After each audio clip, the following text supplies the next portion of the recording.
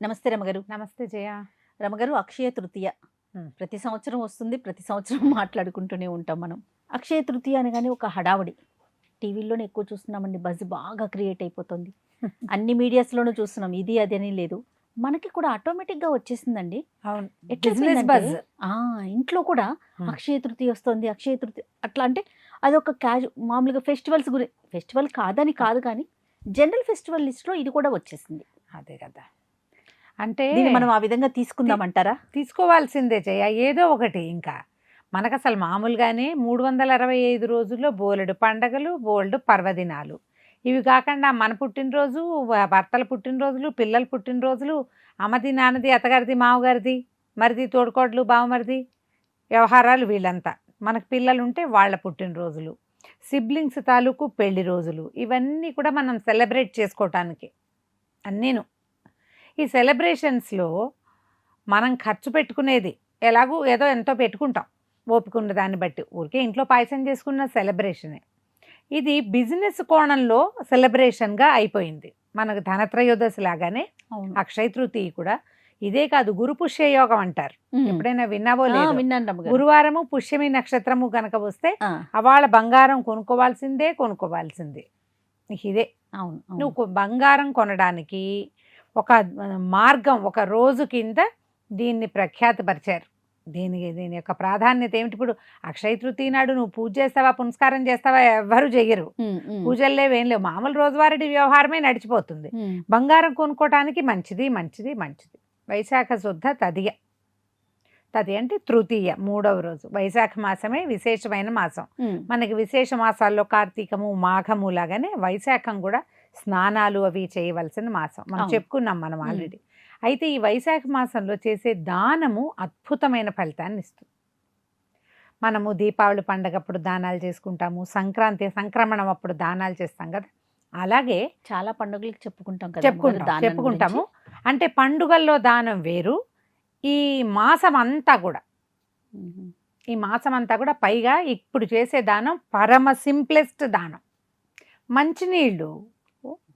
నీళ్లు అంతకంటే సులువైన మార్గం ఇంకొకటి ఉందా? బిందెలోంచి గ్లాస్ ముంచి తీసిచ్చేయటమే.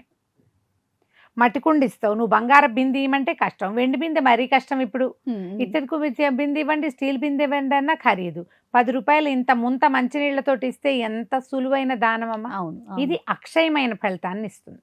మామూలుగా వైశాఖంలో చేసే ప్రతి దానము ఫలితాన్ని ఇస్తుంది. తృతీయ ప్రత్యేకమైంది. ఈ రోజున చేసేటువంటి మంచిది ఏదైనా మంచి పని, దానం కానీ, పూజ కానీ, దేవాలయ సందర్శనం కానీ, ఏదైనా తీర్థాటన కానీ, ఎవరికైనా చేసే సహాయము, అన్నదానము, అవన్నీ కూడా అద్భుతమైన ఫలితాన్ని ఇస్తాయి. వీటికి పూర్వ గాథలు ఏమైనా ఉన్నాయా రమ్మగారు? ఏమీ లేదు జయ. ఇవి మహాభారతంలో కొన్ని ఈ రోజున ఇది మంచిది అని ధర్మరాజుకి బోధింపబడి ఆయన ఆ రోజు ఏవో దానాలు చేశాడు. అంతే. క్రమంగా దాన్ని పెంచారు. ఇప్పుడు ధర్మరాజు వీళ్ళు వనవాసంలో ఉన్నప్పుడు ఆయన నైమిత్తిక జీవితం అంతా రాయబడింది. ముందు వాళ్ళు రాజ్యాలు చేసేటప్పుడు అటు ఇటు తిరిగినప్పుడు, ఏకచక్రపురంలో ఉన్నప్పుడు ఆ రకమైన వ్యవహారాలు లేవు అక్కడ తెప్పల. కానీ ఈయన రాజుగా ఉన్న తర్వాత ఇప్పుడు మన మయసభ, రాజసూయ యాగము, మయసభ తర్వాత ద్యూత క్రీడ, వాటి తర్వాత కదా వీళ్ళు అడవికి వెళ్ళింది. ఈయన రాజుగా చాన్నాళ్ళు ఉన్నారు. చాలా కాలం ఉండటం వల్ల ఆయనకి ఈ రాజుగా ఉన్నప్పుడు తను చేయవలసిన విధానాలన్నీ ఫిక్స్డ్గా అలవాటు అయి ఉన్నాయి. ఆయన అడవికి వెళ్ళిన అవి మానక ఆయనతో పాటు బోలెడంతా ఆయన వెనకాలుండే ముని సమాజం, మునులు, ఋషులు, తాపసులు, బ్రాహ్మణులు, వేద విధులు కొంతమంది ఆయనతో పాటే అడవికి వెళ్ళిపోయారు. ఆయన అడవిలో కూడా ఈ కార్యక్రమాలు జరుపుకున్నాడు. యజ్ఞయాగాది క్రియలు దానికి సరిపడా ఏర్పాట్లు జరిగినాయి. ఇంతమంది వస్తుంటే జనాలకి భోజనానికి ఇబ్బంది లేకుండా ఉంటుందని అక్షయ పాత్ర ఇచ్చాడు కృష్ణ పరమాత్మ అంటారు. అక్షయ పాత్ర సూర్యుడు ఇచ్చాడు, కానీ అక్షయ పాత్రని కృష్ణుడి పేరుతోటి మనం చెప్పుకుంటాం. ఓకే. ధర్మరాజుకి సూర్య భగవానుడు ఇచ్చాడు. ఎందుకు? ఇతను అడవిలో ఉండి పదవి భ్రష్టుడయ్యి రాజ్యభ్రష్టుడైనా కూడా తన ధర్మాన్ని విడిచిపెట్టకుండా రాజధర్మాన్ని నిర్వహిస్తున్నందుకు సూర్యుడు సంతోషపడి అక్షయ పాత్ర ఇచ్చాడు. ఎంతమంది వచ్చినా భోజనానికి ఇబ్బంది ఉండదు అని. అంతమంది వచ్చేవాళ్ళు. ఆయా సమయాల్లో ఆయన చేసినటువంటి కొన్ని రకాల ఈ ధర్మ కార్యాలలో ఇది ప్రత్యేకమైన రోజుగా చెప్పబడి చేశారు. మ్మ్. ఇటీవల కాలంలో వ్యాపారస్తులు దాన్ని బయటికి తెచ్చారు.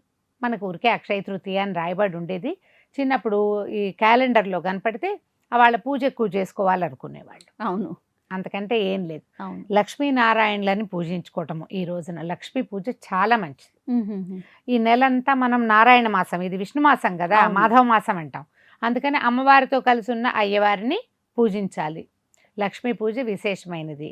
మీ శక్తి కొద్దీ ఏదైనా ఒక మంచి వస్తువు కొనుక్కుంటే అట్లాంటి మంచి వస్తువులు మన ఇంటికి మళ్ళీ మళ్ళీ వస్తూ ఉంటాయి. ఓకే. ఇందులో మంచిలో మీ ఇష్టం ఏదైనా ఉంది. తీసుకోవచ్చు. ఇంటికి ఉపయోగపడే వస్తువు, పిల్లలకి ఉపయోగపడే వస్తువు మ్మ్. కొనుక్కోవచ్చు, మంచిది. మ్మ్. ఇప్పుడు బంగారము, వెండి, ఇంకేదైనా ఇంట్లో సామాన్లు ఇవేమైనా కొనుక్కుంటే ఇప్పుడు బంగారం మళ్ళీ మళ్ళీ కొనుక్కునే అవకాశం వస్తే బంగారం వచ్చి పడిపోదు కదమ్మా, ఎక్కడి నుంచిను అదే కదా. వచ్చి పడదు, కొనుక్కుంటాం. అంటే ఇప్పుడు కొనుబడి పెరిగింది అంటే రాబడి పెరుగుతుంది అని అర్థం కదా. అవును. ఇట్లా ఒకదానికొకటి ప్లస్ చేసుకుని జనం ఈ కొనుక్కునే వ్యవహారంలోకి జోరుగా వెళ్ళారు. వ్యాపారస్తులు తెలివిగా దాన్ని ముందుకు తీసుకెళ్లారు. మ్మ్. ఈరోజు మంచిది, ఇవాళ కొనుక్కుంటే మనకు లక్ష్మీదేవి మన ఇంటికి వస్తుంది, మనకేదో శుభం జరుగుతుంది. శుభం కాదు, మనకు ఖర్చు పెరుగుతుంది, మ్మ్. కానీ రాబడి పెరిగే అవకాశం ఉన్నదన్నమాట. మనం మళ్ళీ మళ్ళీ కొనుక్కోగలుగుతున్నామంటే ఏమిటి అర్థం, మన దగ్గర డబ్బులు చేరుతున్నాయి అని. అంతేగా. సో ధనాదాయ మార్గాలు ఏవో పెరుగుతాయి కాబట్టి మంచిదే, ఓపికండి కొనుక్కోగలిగితే. కాకపోతే ఈ రోజున కొనుక్కోకపోతే కొంప మునిగిపోతుందని పొరపాటును కూడా అనుకోవద్దు. ఇప్పుడు అది ఎట్లా పాజిటివిటీయో, ఇంకో పాజిటివిటీ ఏంటి, ఈ రోజున ప్రత్యేకంగా మీరు గొడుగు కానీ, చెప్పులు కానీ, మంచినీళ్ళు కానీ, నీళ్లు నిల్వ చేసుకునే పాత్రలు కానీ, తెల్లటి వస్త్రాలు కానీ, ముత్యాలు లాంటివి కానీ ఎవరికైనా ఇస్తే అది అక్షయమైన ఫలితాన్ని ఇస్తుంది. ఓకే. మనకు అక్షయ తృతీయ అదే కదా, ఇవాళ మనం చక్కగా పూజ చేసుకున్నాం, పూజ అద్భుతమైన ఫలితాన్ని ఇస్తుంది. మళ్ళీ మళ్ళీ మన ఇంట్లో పూజలు జరుగుతాయి, మళ్ళీ మళ్ళీ పాజిటివిటీ వస్తుంది. ఇలా ఆలోచించండి. వస్తువులు కొనుక్కోలేకపోతే కొంప మునిగిపోయిందని మాత్రం అనుకోవద్దు. మ్మ్. తృతీయ నాడు కొనుక్కోకపోతే అదే కదా, అక్షయ అవును. తృతీయ కొనాల్సిందేనన్న పిచ్చి వచ్చింది. కొనుక్కుంటే మంచిది, కొనుక్కోగలిగితే మంచిది, కొనుక్కోలేకపోయినా వచ్చిన నష్టమేం లేదు. మంచి పనులు ఇంకా చాలా ఉన్నాయి. మీరు దేవాలయాలకు వెళ్ళచ్చు, ఎవరికైనా సహాయం చేయొచ్చు, ఎవరికైనా అవసరంలో ఉన్న వాళ్ళకి దానం చేయొచ్చు, పూజ చేసుకోవచ్చు, ఇల్లు శుభ్రం చేసుకోవచ్చు చక్కగా. మ్మ్. మళ్ళీ మళ్ళీ ఇల్లు శుభ్రం అవుతూ ఉంటుంది. ఇలా ప్లాన్ చేసుకోండి. తప్పకుండా. అక్షయ తృతీయని సుసంపన్నం చేసుకోండి. పూజ అన్నిటికంటే మంచి మార్గం అది. తర్వాతది దానం, మంచి మార్గం. మీ ఈ రెండు అవకాశాన్ని వైపులా బట్టి మనం మనసుని అటువైపు మరలించాలి. మరలించాలి అని. రైట్. నమస్తే రమ్మగారు. నమస్తే జయ. And for more videos, Please subscribe to iDream. Please subscribe to iDream. Please subscribe iDream. And please subscribe to iDream. For more videos, subscribe to iDream. please like, share and subscribe to the channel. Congratulations, iDream. Subscribe to iDream. Subscribe to iDream. So subscribe to iDream Media. iDream की iDream team अंदर की huge congratulations. Please subscribe iDream Media. Please subscribe to iDream. Subscribe iDream. Please subscribe to iDream. iDream అంటే నా కళల channel subscribe చేసుకున్న నోరు తిరుగుతలేదు, మీరైతే గంట గుర్తు కొట్టండి. For more such videos, please subscribe to iDream. Subscribe to iDream. Please subscribe to iDream. Please subscribe iDream Media. Please do subscribe to iDream. Please subscribe to iDream Media. For best entertainment and information, please subscribe iDream. And don't forget to subscribe to iDream.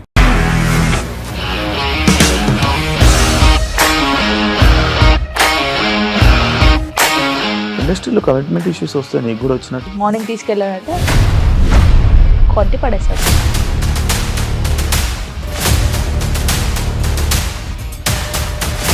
ఒక్కళ్ళు కూడా చూడలేదు ఈ cinema అని చెప్పడానికి కూడా చాలా ధైర్యం కావాలి. అది నిజం కదా, దాంట్లో ధైర్యం ఏంటి? ఇది నెక్స్ట్ డే ప్లేట్ మార్చేస్తే తప్పు కదా. As of now we are comfortable this అని నేను అనుకుంటున్నాను. రష్మిక గారిది మీది ఒకే ఊరంట కదా? నీకు కోపం వచ్చిందంటే బాగా తిట్టేత్తరా? తిట్టేద్దామండి. నిజంగా గేమ్ ని ఎలా చేంజ్ చేయగలిగారు? ఏపీఎస్ఎఫ్సి వాళ్ళకి 6 నెలల్లో నేను 6 లక్షలు కట్టా. బిజినెస్ చేయాలనుకుంటే it is as difficult as riding a tiger.